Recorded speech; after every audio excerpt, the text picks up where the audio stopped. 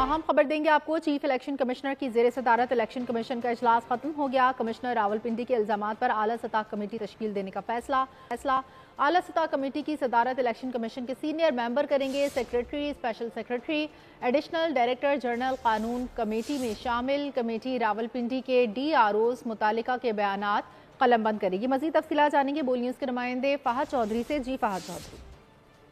जी देखिए, कमिश्नर रावलपिंडी के जो मुबैना धांधली के जो इल्जामात हैं उन पर इलेक्शन कमीशन का आला सतह का इजलास हुआ। चीफ इलेक्शन कमिश्नर ने सदारत की।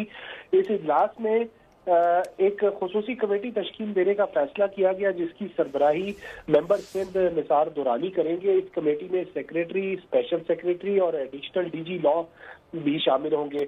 कमेटी रावलपिंडी डिवीजन के तमाम DROs और मुतालिका ROs के बयानात कलमबंद करेगी और 3 दिन में ये कमेटी अपनी रिपोर्ट इलेक्शन कमीशन को पेश करेगी। जराये के मुताबिक कल भी एक इजलास मुतवक्के है इलेक्शन कमीशन का, जिसमें कमेटी के TOR को हतमी शक्ल दिए जाने का इम्कान है। कमेटी सोमवार से बाकायदा तहकीकात शुरू करेगी और बयानात कलमबंद करने का सिलसिला सोमवार से शुरू करेगी।